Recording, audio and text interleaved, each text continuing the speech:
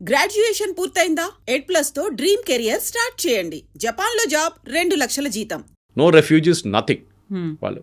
So refugees ఇంకో మాట, అది మనం రెఫ్యూజీస్ కాదు కదా, మన హెయిటియన్స్ లాగానో మిగతా వాళ్ళలాగానో బోట్లో రావట్లేదు మనం. We are high skilled professionals. కానీ మన దగ్గర ఏమైపోతుందంటే కాంప్రమైజ్ చేసుకుంటున్నాం మనం. ట్రూ. మన స్కిల్ని కాంప్రమైజ్ చేసుకుంటున్నాం. సో నెదర్లాండ్స్ కూడా మీరు వెళ్ళొచ్చు. Netherlands also got very good option. యూరోప్లో అదే మళ్ళీ స్ట్రీమ్ లైన్ ప్రొసీజర్స్ ఉంది వాళ్ళకి. యూఎస్ లాగా ఒక ప్రెసిడెంట్ వస్తే ఒక రూల్, నెక్స్ట్ ప్రెసిడెంట్ వస్తే ఇంకో రూల్ కాదు అక్కడ. The standard rule for everybody అనమాట. సో నెదర్లాండ్స్ కూడా మీకు ఓరియంటేషన్ ఇయర్ వీసా అని ఒకటి ఉంటుంది. టెక్ హబ్, అండ్ ఇట్స్ లోకంలో I think one of the biggest tech hubs అనేది ఈస్ నెదర్లాండ్స్. మనం యూఎస్ అనుకుంటాం కానీ నెదర్లాండ్స్ ఆల్సో చాలా పెద్ద టెక్ హబ్స్, చాలా మటుకు స్టార్టప్స్ అక్కడ ఉన్నాయి అనమాట.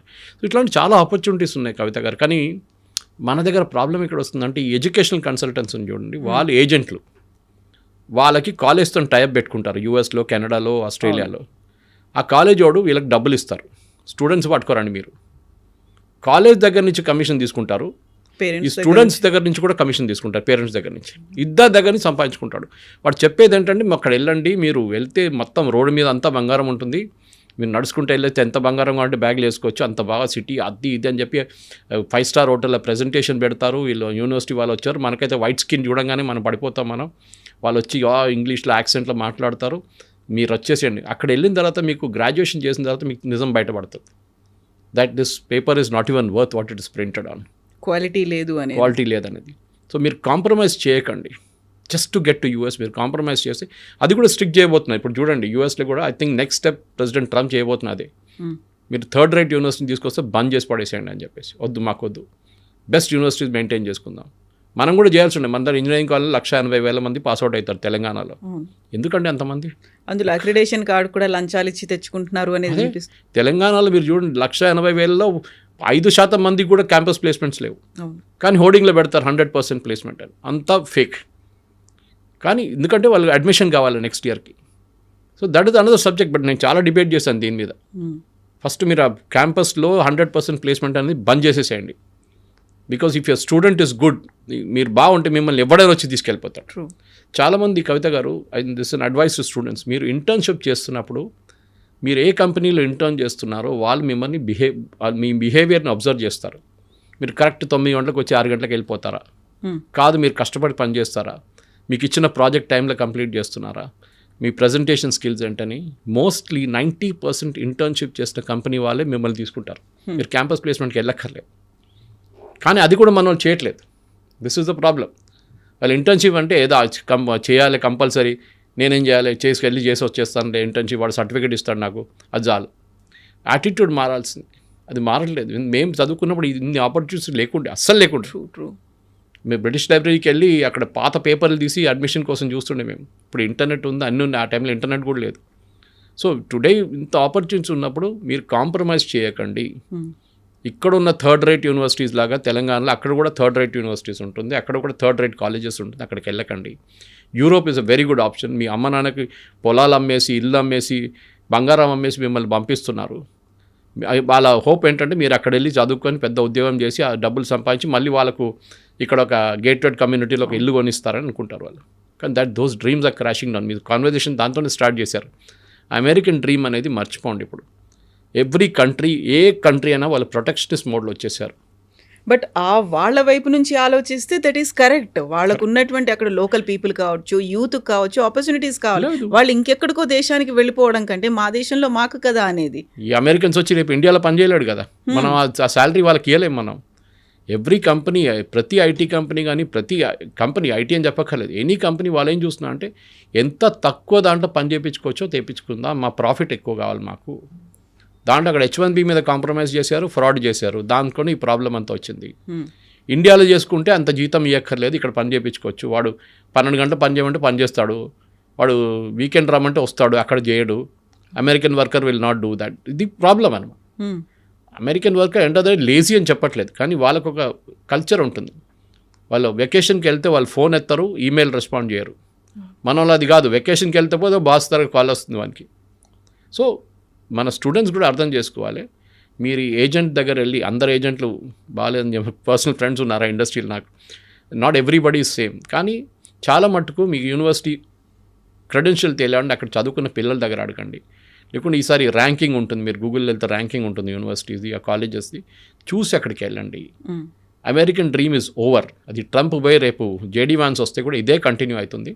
వాళ్ళు ప్రొటెక్షనిస్ట్ మోడ్లో వెళ్ళిపోయారు అన్ని countries, including Britain, including Canada. మా వాళ్ళకి ఉద్యోగం, ఆస్ట్రేలియా కూడా అంతే. ఇప్పుడు ఇక్కడ కూడా నేను అదే చెప్పాను మీకు, ఎక్స్ప్లెయిన్ చేసింది ఇంకా ముందు. రోహింగ్యాలు వచ్చి, బంగ్లాదేశ్ వాళ్ళు వచ్చి మన ఉద్యోగం తీసుకెళ్తే మనం కూడా రేపు ఇదే ఇట్లానే రియాక్ట్ అవుతాం. కానీ you develop your skills so much. Me skill ఇంత మంచి స్కిల్ మీరు అన్కంపారబుల్గా ఉంటే అదే అంటారు. మీ మీరున్న ఫీల్డ్, నేను కూడా ఉన్న ఇదే ఫీల్డ్లో మనం ఎందుకున్నాం. We acquire knowledge every day. మనం వచ్చి మాట్లాడుతున్న సబ్జెక్ట్ నాలెడ్జ్ ఉంటుంది దాని మీద. దానికోసం మమ్మల్ని ఆ లెవెల్లో పెట్టుకుంటారు. ద ప్రాబ్లమ్ ఈజ్ ఏఐ వచ్చింది మిమ్మల్ని రీప్లేస్ చేయవచ్చు అంటే, yes it can be replaced. But ఒక స్కిల్ మీరు అక్వైర్ చేసుకుంటే మిమ్మల్ని ఎవరు ముట్టలేరు.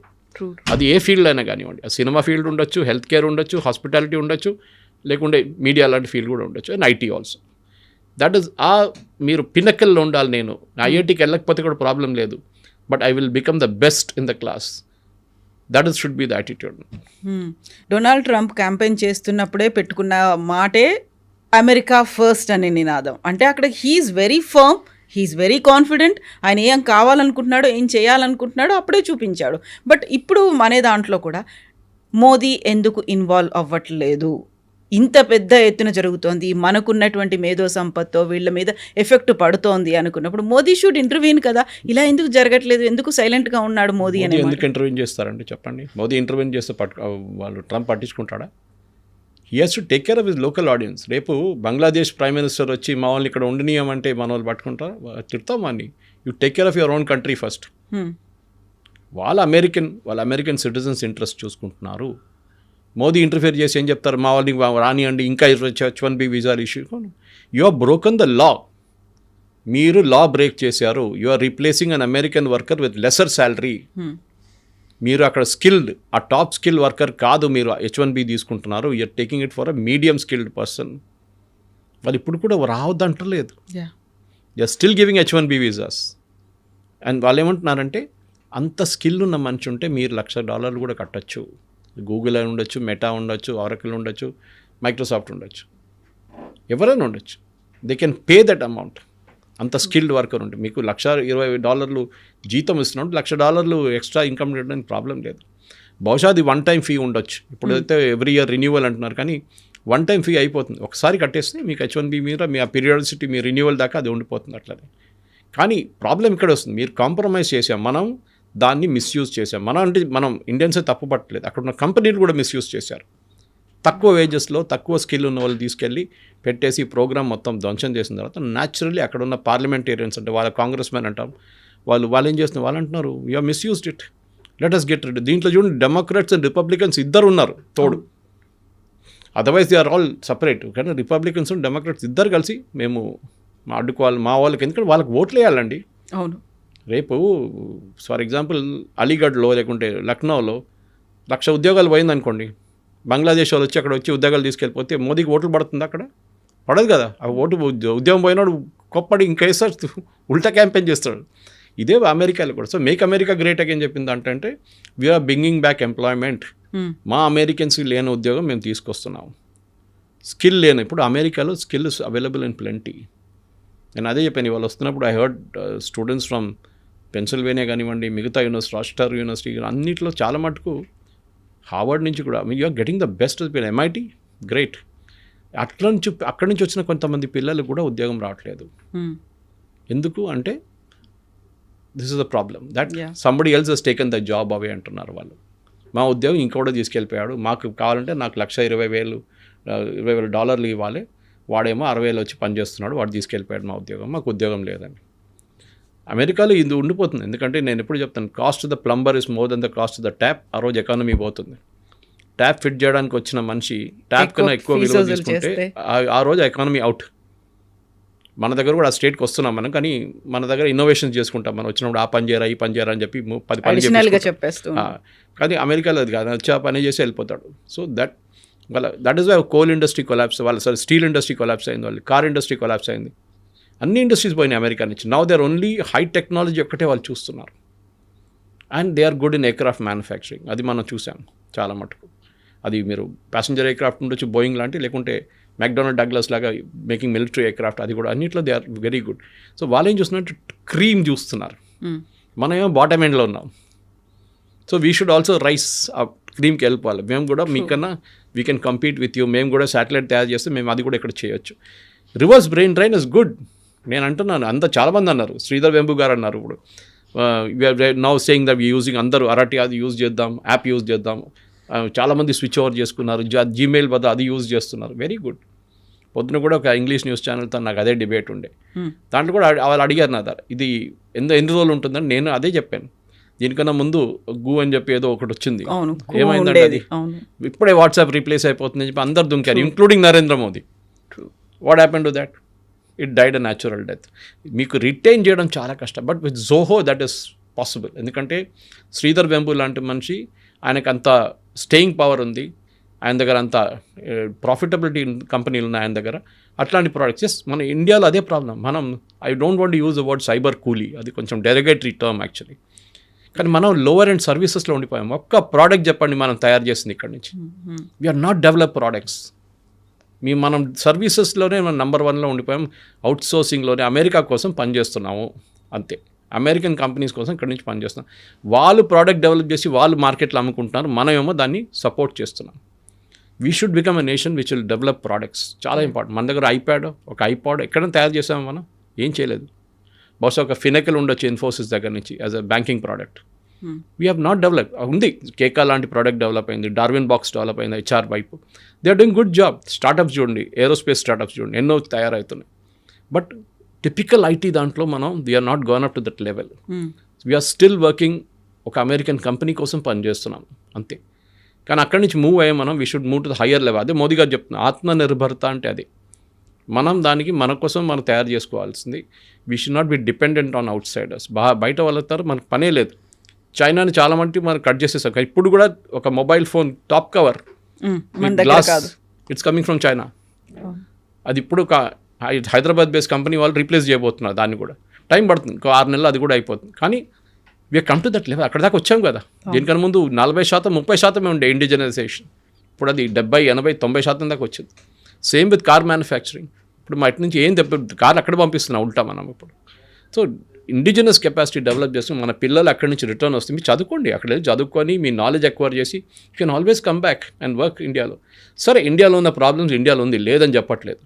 చాలా ప్రాబ్లమ్స్, రెగ్యులేటరీ కానివ్వండి, పనిచేయటం కానీ, కల్చర్ కానీ, చాలా మటుకు మన working culture is very toxic. అది మనం ఏం చేయలేం దాన్ని. కానీ అట్ ద సేమ్ టైం మీకు అదే స్కై రూట్ కానివ్వండి, మిగతా కంపెనీలు కానీ చూసి చెప్తున్నాం మనం, వాళ్ళు అదే సిస్టమ్ నుంచి పనిచేసుకొని బయటకు వచ్చారు కదా. ఎన్నో స్టార్టప్స్ ఉన్నాయి. టీ హబ్కి వెళ్ళండి, you can see lot of startup. Bengaluru వెళ్ళండి, చాలా ఉన్నాయి స్టార్టప్స్. ట్రూ. కానీ మన ఏంటంటే అశ్విని వైష్ణవ్ గారు కాదు, పీయూష్ గోయల్ గారు చెప్పారు మన స్టార్టప్ కల్చర్ గురించి, that we are here to serve food. Poor people are serving food to rich people అనమాట. అంటే మన ఫుడ్ డెలివరీలో నెంబర్ 1 అయిపోయాం, కానీ ఒక ప్రోడక్ట్ లాగా మనం డెవలప్ చేయలేదు ఇంకా అని చెప్పి. దాట్ ఈస్ స్టిల్ నేను కూడా అదే అనుకుంటాను. ఎందుకంటే we have to go to the product range. Israel చూడండి, నేను చెప్పిన నెదర్లాండ్స్ చూడండి, వీళ్ళు దే ఆర్ నంబర్ 1. ఇజ్రాయలీస్ టెక్నాలజీలో, especially defence technologies are number 1. మనం కూడా స్టేట్కి వస్తున్నాం ఇప్పుడు. మన దగ్గర 2 అబ్బాయిలు బిట్స్ పిలానీలో కూర్చొని ఒక డ్రోన్ తయారు చేశారు, ఇండియన్ ఆర్మీకి అమ్మారు. వాళ్ళు హాస్టల్లో కూర్చొని తయారు చేసినట్టు ఉన్నారు మన దగ్గర talent. Let them come back to India. That will be the greatest day for Indian economy.